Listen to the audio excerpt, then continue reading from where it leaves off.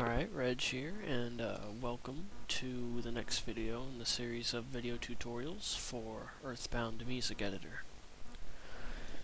In this one we're going to continue looking at the rest of the control codes. I'm starting with F0 time. Just going to go ahead and get started. What this does is this changes the fade-in time for vibratos. I'm not really too sure what. I'm pretty sure it's what it does, but I'm not exactly sure because I've never had a reason to use it. So I can't really tell you much about this one. And since I haven't had to use it, you probably don't need to either. It's not important. F1 and F2, these are the portamento. And basically this is kind of like, it'll make the note slide. Like imagine a vibrato, but there's no repeated vibration, it's just a single slide. Like if you just want a sliding note, this is what you use. And F1 goes from the note you put down, and it will slide it up to the designated note you want it to go to, while F2 will go from the target note range, like the designated note you set, all the way down to the note that's actually put in the channel, to the real note. So technically this is going up, and this is going down. You can look at it like that. Basically explain this start, this parameter, this is just when it starts. So like if you have a note that's 10 and you want it to start halfway through, you just put 8 for start. Length is how long the slide lasts. So like let's say you have that note again, it's 10 bits long, and it starts at the 8-bit. You can set length to 8, and it'll reach the note plus range when it gets to the end, the designated note. Range is how high, it's how many, I'm going to say pitches, I don't know, I guess I'm not thinking of the right word at the moment. But like it's how high it'll go, how low it'll go, just what pitch it's going to go to. So like if you're using F1 from note to note plus range, let's say you have range as 8, notes after this will after you've set this will slide all the way up to they'll slide up 8 pitches. While if you did F2 and you set range to 8, the note will start playing out as if it's already up 8 pitches, and then when you get halfway through the note, it'll slide all the way down to the original note pitch. So if you want to do any sliding, you can do that. And if you want to turn off either of these, you just use F3. Right, now F4 is fine-tuned. We've already talked about this. It fine-tunes the pitch. Like here, 1/256 of a semitone.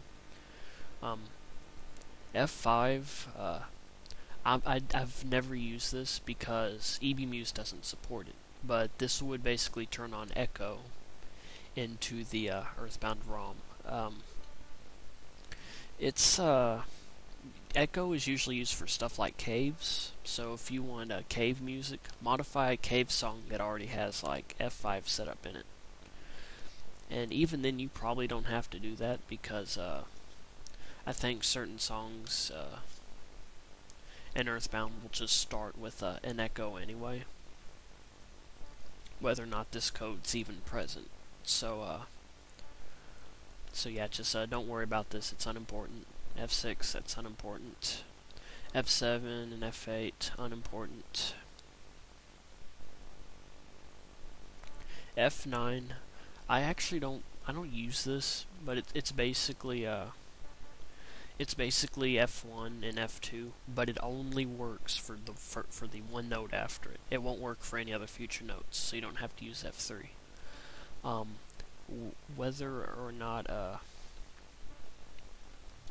well, since it only has to worry about one note, it doesn't have to worry about range. You just set what note you want it to go to. So if you want to shift C2 to C3, you just put C3's byte here, and have the note that's after this be C2, and it'll shift up to C3.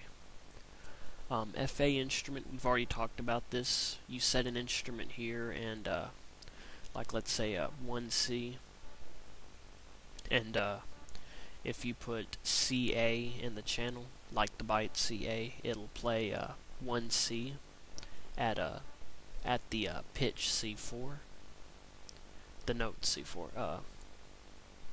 If you put CB, it'll play 1D at C4. And if you put like CC, it'll play 1E at C4. So it's useful for drums, and you'll get a really good look at this when we start actually working with songs. These are I don't use these. I've never touched them. They're unimportant, so don't worry about them. And that covers it for control codes. Let's see. Anything else I want to cover? Because we still have about a little less than 4 minutes. I guess after this I would start working on the song, but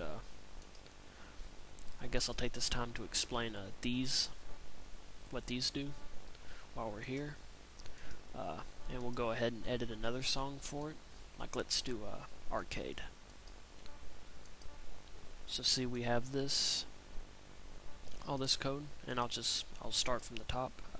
Cut, copy, paste, delete. You know it. You can do this with notes. Like I want to cut G2. I cut, and it cuts the note out. And if I want to paste it back, I just paste, and there it is again. And I can copy it without taking it out, and then I can just paste it again, or I can get rid of it by using delete. Moving down here, split pattern. I've never actually used this. I don't know why, because I see a lot of potential for it. I guess I never really worried about it. Split pattern will split the rest of the like all the code after this will be split off and put into a new routine up here. Like let's see, right now we have only 1 and 0. Let's see if we use split pattern.